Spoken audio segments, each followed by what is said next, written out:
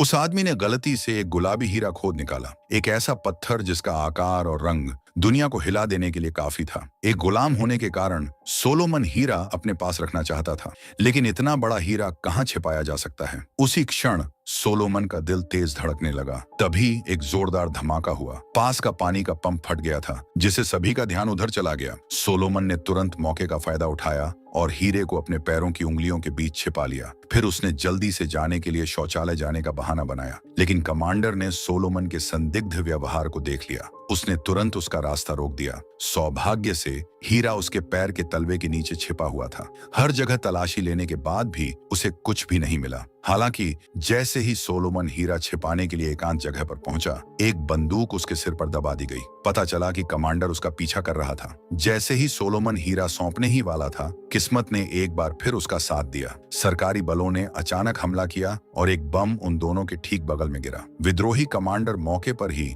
गंभीर रूप से घायल हो गया, जबकि सोलोमन एक सूखे पेड़ के पास गया और हीरे को वहीं दफना दिया। सरकारी बलों द्वारा उसे तुरंत पकड़ लिया गया, लेकिन जेल पहुंचने पर सोलोमन का सामना उसी विद्रोही कमांडर से हुआ। पता चला कि वह मरा नहीं था। उसने सोलोमन को तुरंत पहचान लिया और सबके सामने कहने लगा, इस बदमाश के पास एक बेशकीमती गुलाबी हीरा है। जो भी इसे ढूंढ लेगा, उसे मेरी तरफ से एक बड़ा इनाम दिया जाएगा। सब लोग सोलोमन को लालच भरी नजरों से देखने लगे। खुद को बेगुनाही साबित करने के लिए अपने सारे कपड़े भी उतार दिए। हालांकि इस तरीके से बाकी सब लोग तो काबू में आ गए, लेकिन डैनी को धोखा नहीं दे सकता। डैनी एक गोरा आदमी था जो अफ्रीका में पैदा हुआ था, जो एक बेईमान काला बाजारी हीरा तस्कर था। जहां कहीं भी हीरे होते, वह वहां पहुंच जाता था। ये एक खतरनाक पेशा था। एक छोटी सी चूक और जान जा सकती थी, लेकिन अपने अनुभव के साथ डैनी ने अपनी चालाकी को निखारा था। वह न केवल डकैतियों को पहचान और रोक सकता था, बल्कि तस्करी का सामान भी सफलतापूर्वक उतार सकता था। उस दिन डैनी ने एक बार फिर आसानी से हीरों का एक जत्था हासिल कर लिया था। इन हीरों को बेचने के लिए एक पड़ोसी देश ले जाने के लिए उसने खुद को एक रिपोर्टर का वेश धारण किया और हीरे एक भेड़ की खाल के नीचे सिल दिए गए थे। लेकिन उसे उम्मीद नहीं थी कि जो कभी असफल नहीं हुआ था, वो इस बार ठोकर खा जाएगा। ये देखते हुए कि वह मौके पर ही पकड़ा जाने वाला है, डैनी के पास अपने बॉस कटसी को बुलाने के अलावा कोई विकल्प नहीं था। अफ्रीका की सबसे बड़ी भाड़े की सेना के प्रमुख के रूप में कटसी पूरे क्षेत्र में प्रसिद्ध था, लेकिन विपक्ष ने न केवल उसका अनादर किया, बल्कि डैनी को सीधे जेल में डाल दिया। लेकिन इसी वजह से डैनी को यह पता चलने का सौभाग्य मिला कि सोलोमन के पास एक गुलाबी हीरा है। इसलिए अपने साथी द्वारा जमानत मिलने के बाद उसने तुरंत साथी को कहा कि सोलोमन को हर कीमत पर जेल से बाहर निकालें, क्योंकि हीरे के व्यापार में अपने कई वर्षों के अनुभव के साथ डैनी उस गुलाबी हीरे का मूल्य सोलोमन से कहीं बेहतर समझता था। एक बार जब वो हीरा उसके हाथ लग गया, तो वह न केवल आर्थिक आजादी हासिल कर सकता था, बल्कि नियंत्रण से बचकर हमेशा के लिए अफ्रीका भी छोड़ सकता था। इसके बाद डैनी होटल लौट आया। उसने खंजर से अपना एक दांत निकाला, जिसके अंदर एक हीरा छिपा हुआ था। उधर उसके साथी ने सोलोमन को जेल से छुड़ाया और जाने से पहले उसे कुछ पैसे दिए, ताकि उसे बेसहारा होने के कारण दोबारा जेल न जाना पड़े। सोलोमन पूरी तरह से उदास था, क्योंकि उस समय वह पूरी तरह से अपने परिवार को ढूंढने में लगा हुआ था। पता चला कि इससे पहले सोलोमन एक साधारण मछुआरा था, जो अपनी पत्नी और 3 बच्चों के साथ रह रहा था। हालांकि जिंदगी साधारण थी, पर शांत नहीं थी। उसका बेटा जेल खास तौर पर अच्छा व्यवहार करने वाला, समझदार और सीखने के लिए उत्सुक था। हर दिन वह समय पर उठता और स्कूल जाने के लिए पहाड़ी सड़कों पर 5 किलोमीटर पैदल चलता था। लेकिन उस दिन जब सोलोमन अपने बेटे को स्कूल से लेने जा रहा था, तो उनका सामना हथियारबंद विद्रोहियों के एक समूह से हुआ। ये लोग क्रूर और निर्दय थे। जैसे ही वे गांव में दाखिल हुए, उन्होंने नागरिकों पर अंधाधुंध गोलियां चलानी शुरू कर दी। इस अफरा तफरी में सोलोमन ने अपनी पत्नी और बच्चों को भागने में मदद की, लेकिन वह खुद मौके पर ही पकड़ा गया। शुरू में उसका एक हाथ काटने वाले थे, लेकिन दुश्मनों ने देखा कि वह मजबूत और हष्ट-पुष्ट है, इसलिए उन्होंने उसे बांध दिया और कड़ी मेहनत करने के लिए हीरे की खदानों में भेज दिया। यही से फिर कहानी की शुरुआत के दृश्य से शुरू होती है। दूसरी तरफ अपने पैसे बदलने के बाद डैनी एक बार में गया, लेकिन उसका मकसद पार्टी करना नहीं था, बल्कि मालिक से पिस्तौल मंगवानी थी। तभी मैटी की सुंदरता से डैनी का ध्यान उधर चला गया। शुरुआत में डैनी बस एक लड़की ढूंढना चाहता था जिसके साथ वह सो सके, लेकिन थोड़ी बातचीत के बाद उसे पता चला कि वह एक रिपोर्टर थी और उसने तुरंत ही अंदाजा लगा लिया कि वह एक हीरा तस्कर है। डैनी को प्रेस से जुड़ना पसंद नहीं था, लेकिन मैटी उससे चिपकी रही और उसने कहा कि वह खूनी हीरे के व्यापार और उसके पीछे सबसे बड़े तस्कर का पर्दाफाश करने की जानकारी दे। हालांकि डैनी को खूबसूरत महिलाएं कितनी भी पसंद क्यों ना हो, वह किसी अनजान रिपोर्टर को कोई भी जानकारी नहीं देता था। होटल लौटकर तलाशी भरे कमरे को देखकर डैनी को तुरंत एहसास हुआ कि उसके साथी ने चुपके से गुलाबी हीरे की खबर कर्नल कटसी को दे दी थी। हालांकि वह समझता था कि इस देश में भरोसा सबसे सस्ती चीज है, फिर भी वह अपने गुस्से पर काबू नहीं रख सका। जो आदमी उसके कमरे में घुसा था वह भी वहां आ गया। दोनों एक ही पक्ष में थे। ऊपर से तो सामान्य बातें कर रहे थे, लेकिन उनके दिमाग में अलग अलग विचार थे। डैनी ने खुद कर्नल से मिलने का फैसला किया था और अपना गुस्सा निकालने के लिए उस आदमी को जोर से एक मुक्का मारा। कुछ ही देर बाद डैनी को कर्नल के घर चाय पर आमंत्रित किया गया। अफ्रीका के सबसे बड़े भाड़े के नेता के रूप में कर्नल हीरों का व्यापार करता था और विद्रोहियों को दबाने में सरकार की सहायता भी करता था। कहा जा सकता है कि उसने इस धंधे में खूब धन कमाया था। एक ऐसा आदमी जो सिर्फ पैसों की परवाह करता था और बाकी लोगों पर अपना रोब जमाता था, तो अब वह इस गुलाबी हीरे को कैसे छोड़ सकता था। इसलिए उसने डैनी को सख्त आदेश दिया कि वह हीरा कैसे भी करके लेकर आए। अगर वह कामयाब रहा तो उसके सारे पिछले कर्ज चुक जाएंगे। साथ ही वह डैनी से भी अच्छी तरह वाकिफ था, क्योंकि वह जानता था कि वह अफ्रीका से भागना चाहता है। इसलिए उसने जमीन से मुट्ठी भर लाल मिट्टी उठाई और कहा, यही तुम्हारा घर है, तुम अफ्रीका कभी नहीं छोड़ सकते। डैनी, जो बचपन से ही कर्नल का पीछा करता था और उसकी क्रूरता को समझता था, और अपने गुस्से पर काबू पाकर सोलोमन से मिलने चला गया। लेकिन इस समय सोलोमन किसी पर भी भरोसा नहीं कर रहा था। सोलोमन ने जोर देकर कहा कि उसे कभी कोई बड़ा गुलाबी हीरा मिला ही नहीं था, इसलिए डैनी को कुछ अलग रणनीति अपनानी पड़ी। शाम को वह बार में वापस आया। मालिक ने उसे वह पिस्तौल दी जो उसने मंगवाई थी, और उस बार मालिक ने कहा कि विद्रोही कल यहाँ हमला करेंगे। उसने उसे अपनी जान बचाने के लिए यहाँ से जल्दी से निकल जाने की सलाह दी। तभी डैनी ने मैडी को फिर से देखा। पिछली बार खराब रिश्तों के बाद इस बार वे एक दूसरे से ऐसे मिल रहे थे जैसे प्रेमी अभी अभी बिछड़े हों। बात बस इतनी थी कि एक को उसके साथ रात बिताने की लालसा थी, जबकि दूसरे को सिर्फ तस्करी की जानकारी एकत्रित करनी थी। हालांकि ऐसे माहौल में भी दोनों में से कोई भी एक दूसरे के लालच में नहीं आया था। मैटी ने तुरंत कहा कि उसने उसके जैसे बहुत से लोगों को देखा है जिन्हें पैसे के लिए किसी की कोई परवाह नहीं होती है। डैनी की भी रुचि समाप्त हो गई, लेकिन जब वह बार में शराब पीने गया तो मैटी ने उसे जाने नहीं दिया और उसके पीछे पीछे चली गई। इस बार डैनी भी पीछे नहीं हटा और पलटकर बोला, तुम्हें क्या लगता है कि तुम इतनी नेक हो? तुम्हें लगता है कि तुम अफ्रीका को बदल दोगी? असल में तुम भी हीरे व्यापार की सदस्य हो। अगर तुम्हारी जैसी अमेरिकी लड़कियां न होती जो हमेशा एक परिकठा जैसी शादी, एक चमकते हुए पत्थर का सपना नहीं देखती रहती, तो ये हीरे इतने कीमती नहीं होते और कोई भी इन्हें तस्करी करने के लिए इतनी दूर नहीं जाता। लेकिन मैटी ने जवाब दिया कि हर अमेरिकी लड़की परिकठा जैसी शादी नहीं चाहती, ठीक वैसे ही जैसे हर अफ्रीकी एक दूसरे का कत्ल करके नहीं जीता। इसलिए दोनों एक बार फिर खराब रिश्तों के साथ अलग हो गए। अगले दिन विद्रोही सचमुच शहर में घुस आए। डैनी ने सोलोमन को ढूंढने का मौका लिया। उम्मीद थी कि वह उसे हीरा देने के लिए मना लेगा। इस समय गुलाबी हीरा एक जानलेवा कर्ज बन चुका था।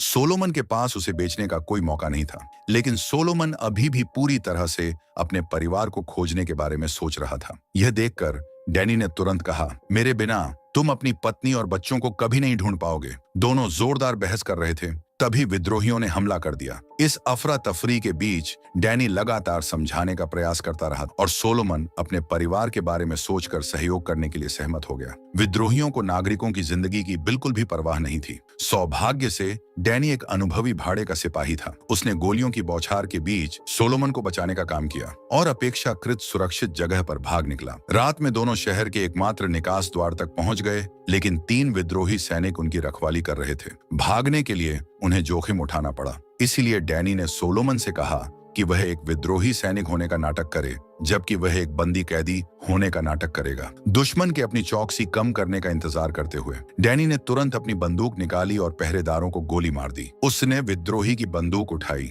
और भागते हुए विद्रोही को दूर से गोली मार दी। इस दृश्य से सोलोमन को अपनी निर्दयता का एहसास हुआ। बाद में दोनों एक सरकारी शरणार्थी शिविर में पहुंचे शरणार्थियों के एक समूह में शामिल हो गए। डैनी की मुलाकात एक पुरुष रिपोर्टर से हुई और उसके जरिए उसे मैडी मिली। मिलते ही डैनी ने कहा, मैं तुम्हें जानकारी दे सकता हूं, लेकिन बदले में तुम्हें सोलोमन को उसके परिवार को खोजने के लिए संयुक्त राष्ट्र डेटाबेस तक पहुंचने के लिए अपने क्रेडेंशियल्स का इस्तेमाल करना होगा। डैनी ने ऐसा इसलिए किया क्योंकि वह जानता था कि गुलाबी हीरा पाने के लिए उसे पहले सोलोमन से निपटना होगा और इसके लिए पहले सोलोमन को उसके परिवार को ढूंढने में मदद करनी पड़ेगी। हालांकि मैटी जानती थी कि उसका इस्तेमाल किया जा रहा है। उसे पता था कि सोलोमन हीरे के बारे में जानता है, क्योंकि एक तुच्छ व्यक्ति जो केवल लाभ की परवाह करता है वह एक मछुआरे की मदद करने के लिए इतना उदार नहीं हो सकता था। लेकिन एक नेक पत्रकार होने के नाते जब तक कि यह लोगों को बचाने के लिए था, उसे अन्य चीजों की परवाह नहीं थी। बहुत जल्दी मैटी को सोलोमन के परिवार का पता चल गया।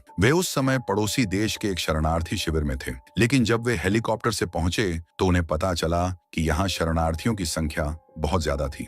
सोलोमन के परिवार के सदस्यों को ढूंढना वाकई आसान काम नहीं था। सौभाग्य से भगवान ने सोलोमन पर दया की। सोलोमन ने जल्दी ही अपनी पत्नी और बेटी को देख लिया। हालांकि उसके बेटे जे को विद्रोहियों ने अपने कब्जे में ले लिया था। इससे सोलोमन पूरी तरह से टूट गया, क्योंकि उसने अपनी आंखों से बच्चों की क्रूरता देखी थी और जानता था कि विद्रोही उसे एक क्रूर व्यक्ति बना देंगे, और उसकी भविष्यवाणी सच साबित हुई। इस समय जे को एक आंख वाले कमांडर ने एक हत्या मशीन में बदल दिया था। गांव वालों का कत्लेआम करते समय लड़के में कोई दया की भावनाएं नहीं थी। मामला और भी बदतर हो गया, क्योंकि सरकार को डर था कि शरणार्थी विद्रोहियों में शामिल हो जाएंगे। इसलिए उन्होंने घोषणा की कि सोलोमन की पत्नी और बच्चों को युद्ध समाप्त होने के बाद ही घर पर वापस छोड़ा जाएगा। सोलोमन एक बेजान आदमी की तरह था। हर दिन में अपने बेटे का नाम बुदबुदाता था। जहां तक डैनी की बात है, उसे केवल हीरे की परवाह थी कि सोलोमन ने गुलाबी हीरे को कहां दफनाया था। उसने अपनी सारी ऊर्जा उसे खोदने पर केंद्रित कर दी,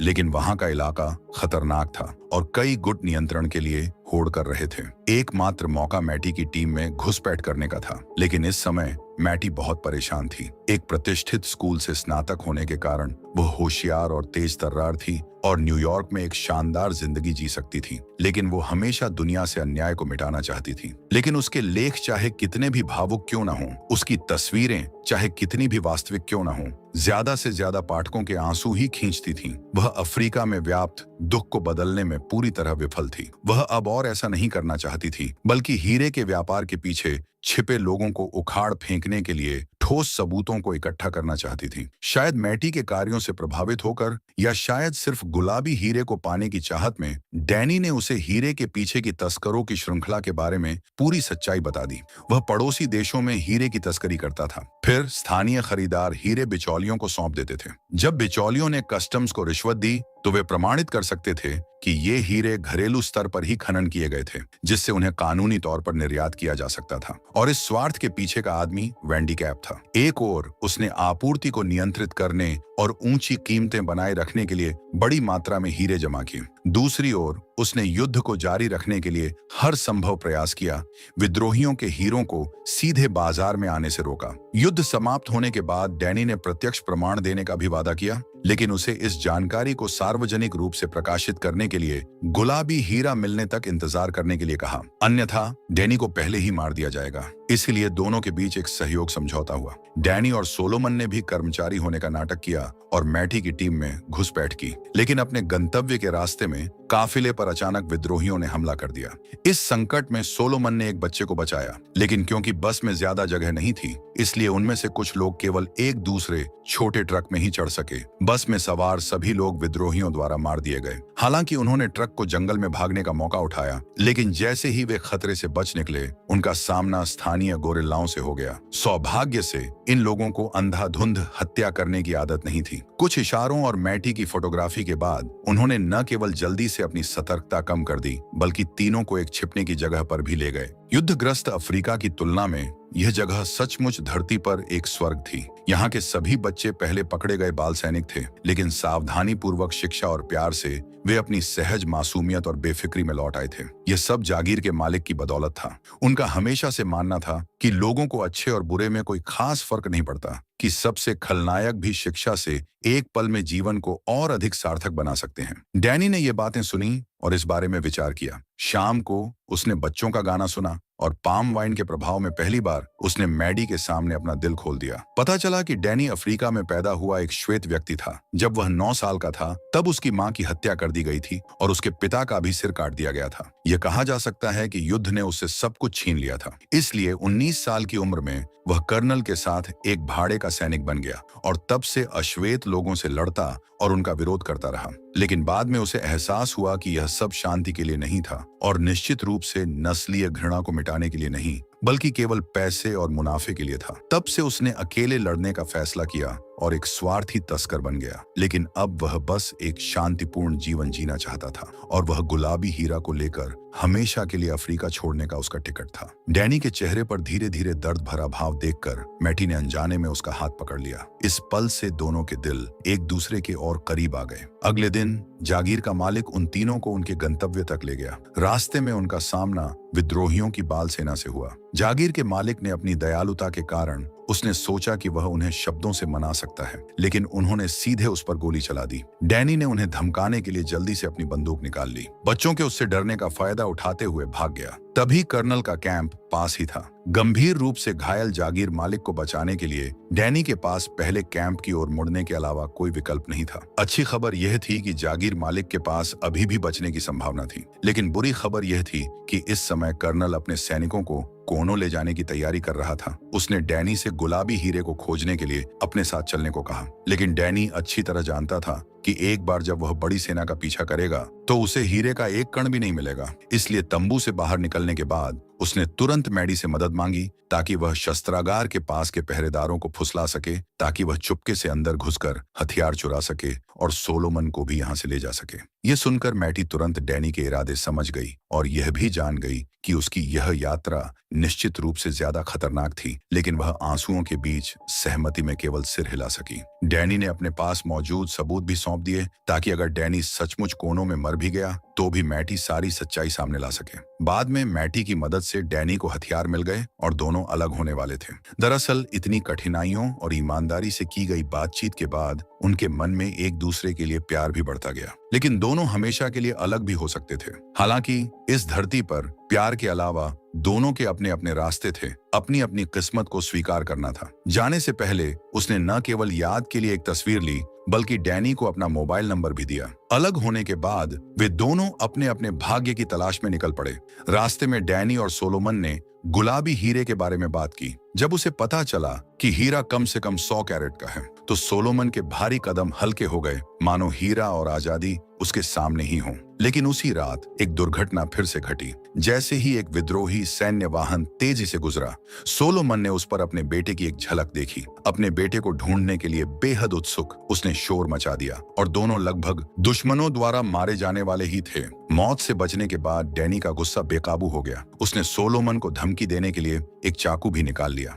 अगर तुमने फिर से कोई गलती की तो मैं तुम्हारी जान ले लूंगा। लेकिन सोलोमन के दिल में गुलाबी हीरा उसके बेटे जितना कीमती नहीं था, इसलिए धमकी के बावजूद वह पहले अपने बेटे को ढूंढना चाहता था। इस तरह दोनों के बीच एक भयंकर लड़ाई हुई, लेकिन सोलोमन अपनी बात पर ही अडिग रहा और अनिच्छा से डैनी को भी उसकी बात माननी पड़ी। शाम को दोनों विद्रोही शिविर को टटोलते रहे, लेकिन उसके बेटे का कोई निशान नहीं मिला। दोनों को अपना रास्ता जारी रखना पड़ा। पहले दोनों अक्सर हीरों के बारे में बातें करते थे, लेकिन अब वे एक दूसरे के जीवन के बारे में बात करने लगे और धीरे धीरे एक दूसरे के प्रति पूरी तरह से खुल गए। डैनी ने यहाँ तक कहा कि वह उसके बेटे को जरूर बचा लेगा। छोटे रास्तों पर एक और दिन और रात चलने के बाद दोनों आखिरकार उस खदान तक पहुंच गए जहां गुलाबी हीरा दबा हुआ था, लेकिन वह जगह कड़ी सुरक्षा वाली थी। वहां सीधा पहुंचना मुश्किल था। हालांकि कोई विकल्प नहीं होने के कारण डैनी को एक खतरनाक दांव खेलना पड़ा। कर्नल को सटीक निर्देशांक भेजते हुए और रास्ता साफ करने के लिए भारी गोलाबारी का इस्तेमाल करने के लिए कहा गया। डैनी जानता था कि यह जोखिम भरा कदम है, लेकिन इससे बेहतर कोई रास्ता नहीं था। वह केवल दोनों पक्षों के बीच चल रही लड़ाई का फायदा उठाने की उम्मीद कर सकता था। उसने हीरे वाली जगह पर चुपके से पहुंचकर उसे खोदने और फिर मौके का फायदा उठाकर भागने का प्लान बनाया। लेकिन सोलोमन को यह सुनकर अच्छा नहीं लगा, क्योंकि उसे यकीन था कि उसका बेटा भी अंदर ही है और एक बार गोलीबारी शुरू हो जाने पर उसकी जान भी जा सकती थी। इसलिए शाम को जब डैनी गहरी नींद में सो रहा था, उसने चुपके से दुश्मन के इलाके में घुसपैठ की और अपने बेटे को ढूंढ निकाला। किसने सोचा होगा कि उसका बेटा न केवल उसे पहचान पाएगा, बल्कि उसे गद्दार भी समझेगा और उसे पकड़ लेगा। तभी डैनी को पता चला कि सोलोमन गायब है और वह भी उसके पीछे चला गया। लेकिन इस स्थिति का सामना करते हुए वह केवल एक मौके का इंतजार कर सकता था। अगली सुबह घायल विद्रोही कमांडर प्रकट हुआ। सोलोमन को देखकर वह बहुत खुश हुआ और उसने उसे गुलाबी हीरा सौंपने की धमकी दी। कमांडर को इस हीरे की चाहत इसलिए थी क्योंकि वह भी डैनी की तरह इस पैसे का इस्तेमाल करके इस धरती के नर्क से बच के दूर जाना चाहता था। खतरे का सामना करते हुए सोलोमन आत्मसमर्पण करने ही वाला था, जबकि डैनी परछाई में छिपी ऐसी बेचैनी में था मानो आग लगी हो। वह डर रहा था कि गुलाबी हीरा उससे अब हमेशा के लिए छीन लिया जाएगा। तभी कर्नल का हेलीकॉप्टर वहां प्रकट हुआ। गोलियों और बमों की बौछार में विद्रोही तुरंत बिखर गए। हालांकि स्थिति खतरनाक थी, डैनी का मन बहुत साफ था। वह जानता था कि उसके बेटे को बचाना होगा, क्योंकि सोलोमन से यह पता लगवाने का यही एकमात्र तरीका था कि गुलाबी हीरा कहाँ छिपा है। इसीलिए अपनी जान को खतरा होने के बावजूद उसने उसके बेटे को बचा लिया और दूसरी तरफ सोलोमन को आखिरकार बदला लेने का मौका मिल गया। उसने सीधे लोहे की छड़ से एक आंख वाले कमांडर का सिर फोड़ दिया। पूरी तरह से विद्रोहियों का जल्दी से सफाया हो गया। इस समय सबका ध्यान एक बार फिर सोलोमन पर गया और सोलोमन भी जानता था कि गुलाबी हीरे का स्थान ही उसका जीवन रक्षक कार्ड था, इसलिए उसने अपना मुंह बंद रखा। कर्नल ने कहा कि डैनी उससे बात करके वो हीरा निकलवाए, बाद में वह उसे 60-40 के अनुपात में बंटवारे के लिए तैयार है, वरना दोनों को मरना होगा। तभी डैनी ने उसके बेटे को बाहर निकाला। अपनी कमजोरी को फिर से अपने खिलाफ पाकर सोलोमन के पास समझौता करने के अलावा कोई विकल्प नहीं था। वह उस जगह पर गए, लेकिन विद्रोहियों ने उस जगह को पहले ही खोद के तहस नहस कर दिया। सोलोमन ने खुदाई जारी रखी। उस पल डैनी और सोलोमन दोनों को साफ समझ आ गया कि जैसे ही हीरा मिलेगा उनकी जान जरूर खतरे में पड़ जाएगी। डैनी ने अचानक अपने बगल वाले व्यक्ति से सिगरेट मांगी, लेकिन उसने मना कर दिया। सोलोमन को भी डैनी पर ज्यादा भरोसा था। वह उसके साथ सब कुछ दांव लगाने को तैयार था ताकि कोई रास्ता निकल सके। इसीलिए उसने हीरा मिलने का नाटक किया। डैनी ने मौके का फायदा उठाया और फौरन उस सैनिक को मार डाला। सोलोमन ने भी इस अफरा तफरी का फायदा उठाते हुए अपने बगल वाले कर्नल पर हमला कर दिया। डैनी जल्दी से जंगल में छिप गया, फिर अचानक वापस मुड़ा और कर्नल को खत्म कर दिया। कुछ ही देर बाद सोलोमन ने भी हीरे को खोद निकाला, लेकिन लड़ाई के दौरान दुर्भाग्य से डैनी के पेट में गोली लग गई थी। अचानक सोलोमन के बेटे ने बंदूक से उनका रास्ता रोक दिया। जब तक सोलोमन ने उसे पुरानी याददाश्त याद दिलाई, हालांकि जैसे ही उसे होश आया और पिता पुत्र का पुनर्मिलन समाप्त हुआ, तीनों पर हमला हुआ और वे जल्दी से भाग निकले। रास्ते में डैनी ने हीरा वापस मांगा और अपने साथी से पहले ही संपर्क कर लिया कि उन्हें लेने के लिए एक विमान भेजा जाए, लेकिन उतरने का स्थान आगे पहाड़ की चोटी थी। वहां पहुंचने के लिए उन्हें 10 किलोमीटर ऊंची पहाड़ी सड़कें पार करनी थी। डैनी की सांस फूलने की आवाज सुनकर सोलोमन ने उसे रुकने और आराम करने की सलाह दी, लेकिन दुश्मन किसी भी समय उसे पकड़ सकते थे, इसलिए वह केवल समय के साथ दौड़ने का पूरा प्रयास कर रहा था। हालांकि ढलान पर आधा ही चढ़ने के बाद डैनी में कोई ताकत नहीं बची थी। सोलोमन ने दृढ़ता से उसे उठाया और आगे बढ़ता रहा, लेकिन कुछ ही देर बाद डैनी पूरी तरह से घायल हो गया था। वह जानता था कि उसके पास जीने के लिए ज्यादा समय नहीं है, इसलिए उसने वह हल्का गुलाबी हीरा निकाल लिया। यही वह चीज थी जिसके लिए उसने अपनी जिंदगी दांव पर लगा दी। हालांकि वह इस सिद्धांत को समझता था कि लोग धन के लिए मरते हैं और सफलता अब उसकी उंगलियों पर है, फिर भी उसे थोड़ा अफसोस हुआ। हालांकि अंत में उसने यह हीरा सोलोमन को देने का फैसला किया। इतना ही नहीं, उसने सोलोमन को मैटी का बिजनेस कार्ड भी दिया, जिसमें लिखा था कि राजधानी वापस आने पर उसे मदद के लिए फोन करे। इसके अलावा उसने सोलोमन को एक बंदूक दी और उसे विशेष रूप से चेतावनी दी कि वह यहाँ किसी पर भरोसा न करे। तभी दुश्मन ने उसे पकड़ लिया। सोलोमन को भागने के लिए समय देने के लिए डैनी ने अकेले ही अपनी बंदूक तैयार की और लड़ाई शुरू कर दी। जब तक उसने सोलोमन और उसके बेटे को दूर जाते नहीं देखा, तब तक वह रुका नहीं। फिर उसने राहत की सांस ली। फिर उसने सैटेलाइट फोन से मैडी को फोन किया। उसे सोलोमन और उसके बेटे को किसी भी कीमत पर लाने के लिए कहा। शुरुआत में कॉल आने पर मैटी बहुत खुश थी, लेकिन दूसरी तरफ से लगातार बढ़ती तेज सांसों की आवाज सुनकर मैटी का दिल अचानक बैठ गया। इस पल साथी का हेलीकॉप्टर डैनी के सिर के ऊपर से गरजा, लेकिन उसे अब कोई अफसोस नहीं हुआ, बस आहें भर रहा था। यहाँ का नजारा बहुत खूबसूरत है, काश तुम भी यहाँ होती। लेकिन खुशकिस्मती से उसने उसे सच्ची कहानी बता दी थी, ताकि वह बाद में अपना लेख आजादी से लिख सके। इस पल मैडी को भी डैनी के शब्दों का अर्थ समझ आ गया। वह रो पड़ी और बोली, काश मैं भी तुम्हारे साथ होती। लेकिन डैनी ने कहा कि कोई बात नहीं, तुम ठीक अभी वही हो जहां तुम्हें होना चाहिए था। फोन काटने के बाद डैनी ने अपने पास रखी खून से सनी मिट्टी अपने हाथ में उठाई, मानो कर्नल की बात सही थी, यही उसकी नियति थी। हालांकि उसने भागने का पूरा प्रयास किया था, लेकिन आखिरकार उसका जन्म और मृत्यु यहीं होनी थी। चमकदार सूर्यास्त में डैनी ने शांति से अपनी आंखें बंद कर लीं। कुछ ही समय बाद सोलोमन मैटी की मदद से गुलाबी हीरे को लंदन ले आया और मैटी की सावधानी पूर्वक व्यवस्था के तहत डायमंड मोनोपोली के शीर्ष अधिकारियों के साथ एक व्यापारिक समझौता किया। शर्त यह थी कि वह अपने परिवार को खोजने में मदद करे। इस तरह सोलोमन का परिवार आखिरकार फिर से मिल गया और लेन देन का दृश्य भी मैटी ने पूरी तरह से रिकॉर्ड कर लिया। बाद में मैटी ने अपने पास मौजूद सबूतों के आधार पर हीरे के व्यापार के पीछे के काले रहस्यों को उजागर किया। सोलोमन भी एक गवाह के रूप में खड़ा हुआ था। पूरी दुनिया को अफ्रीका में हुई खूनी कहानियां सुनाई। आखिरकार मई 2003 में 40 देशों ने किम्बर्ली प्रक्रिया प्रमाणन योजना पर हस्ताक्षर किए। किसी भी हीरे को जो कानूनी तौर पर उसके स्रोत से निकाला गया हो, एक छेड़छाड़ रोधी कंटेनर में पैक किया जाना चाहिए और निर्यात करने के लिए किम्बर्ली प्रमाण पत्र के साथ होना चाहिए। अन्यथा अज्ञात मूल के सभी हीरे प्रतिबंधित हैं। हीरे मूल रूप से साधारण पारदर्शी पत्थर ही होते हैं, लेकिन मानवीय लालच और भौतिक वस्तुओं की लालसा के कारण वे पवित्रता, कुलीनता और यहाँ तक कि धन और शक्ति के प्रतीक बन गए हैं और अधिक लाभ प्राप्त करने के लिए मानव स्वभाव की बुराई लगातार उजागर होती रहती है, जिससे शोषण और रक्तपात होता है। इसी सस्पेंस के साथ मूवी समाप्त होती है। मूवी अच्छी लगी तो लाइक और सब्सक्राइब कर दे। Thanks for watching.